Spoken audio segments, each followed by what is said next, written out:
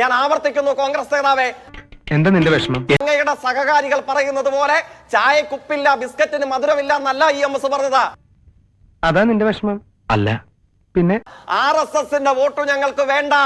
നിങ്ങൾക്ക് ഏതെങ്കിലും ഒരു കാലയളവിൽ ഇവരുടെ വോട്ട് വേണ്ട എന്ന് ഈ വർഗീയവാദികളുടെ വോട്ട് വാങ്ങിയിട്ട് ഞങ്ങൾക്കൊരു പഞ്ചായത്ത് തെരഞ്ഞെടുപ്പിലും ഒരു പാർലമെന്റ് സീറ്റിലും ഞങ്ങൾക്ക് ജയിക്കണ്ട എന്ന് പറയാനുള്ള നട്ടല്ല, ഒരു ത്രാണി നിങ്ങൾക്ക് ഏതെങ്കിലും ഘട്ടത്തിൽ ഉണ്ടായിട്ടുണ്ടോ? ഇവൻ ഒരു നടക്കി പോകുകയല്ല.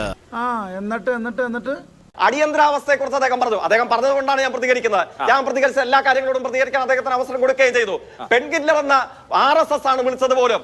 അല്ല, സാധാരണ അങ്ങനെയാണല്ലോ അല്ലേ? അങ്ങ് പാർലമെന്റ് രേഖകൾ പരിശോധിക്കണം. അങ്ങ് എന്നെ പഠിക്കാൻ ഉദ്ദേശിച്ച പോലെ ഞാൻ അങ്ങ് ഉപദേശിക്കില്ല, ഞാനതിനാളല്ല. പാർലമെന്റിൽ ഇന്ത്യൻ അടിയന്തരാവസ്ഥയുടെ ഇരുണ്ട കാലയളവിൽ മഹാനായ AK ഗോപാലനാണ് ഇന്ദിരാഗാന്ധിയുടെ മുഖത്ത് നോക്കി ഫാസിസം നടപ്പിലാക്കാൻ RSSന് പ്രചോദനം നൽകിയ, അർദ്ധ ഫാസിസ്റ്റ് ഭീകരവാഴ്ചയെ ഇന്ത്യയിൽ നടപ്പിലാക്കിയ കോൺഗ്രസ് നേതാവിനെ നോക്കി നിങ്ങൾ ഒരു പെൺ ഹിറ്റ്ലർ ആണ് എന്ന് പ്രഖ്യാപിച്ചത് അഭിമാനത്തോടുകൂടെ ഞങ്ങൾ ഇപ്പോഴും ഓർമ്മിക്കുന്നു. അത് AKG ആണ്. ആര് പറയുന്നു? ഞാൻ കേട്ടിട്ടില്ലല്ലോ. അസൂയ കൊണ്ട് പലരും പറയാറില്ല, അതുകൊണ്ട് ഞാൻ സ്വയം പറയുന്നു. അങ്ങയുടെ ഏത് രേഖപ്രകാരമാണ്, ഏത് പുസ്തകത്തിലാണ് ലേഡി ഹിറ്റ്ലർ എന്ന AK ഗോപാലൻ ഇന്ത്യൻ പാർലമെന്റിൽ ഇന്ദിരാഗാന്ധിയെ വിളിച്ചു എന്ന് പറയുന്നത്? ഏതിലാണ്?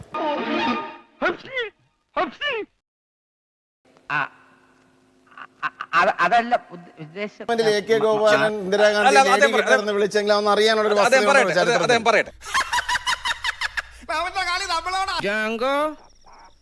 നീ അറിഞ്ഞ ഞാൻ പെട്ടു. തീർച്ചയായിട്ടും ഇപ്പൊ ചർച്ചയാകെ ഇന്ദിരാഗാന്ധിയെ പെൺഹിറ്റർ എന്ന് വിളിച്ചത് ആരാണെന്നുള്ള നിങ്ങൾ കാണിച്ചാൽ മതി.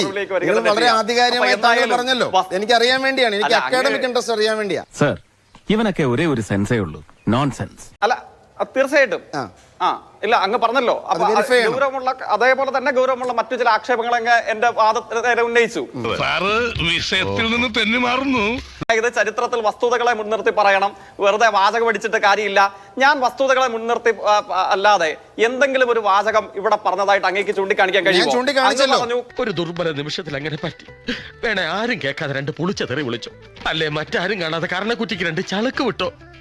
എന്നാലും ഇങ്ങനെ ചങ്കരിയുടെ വർത്താനം പറയരുത്. ഇപ്പൊ പാർലമെന്റ് പ്രഭാഷണത്തിന്റെ രേഖ എന്റെ കയ്യിലില്ല. പക്ഷെ നിങ്ങൾ എടുത്താൽ മതി,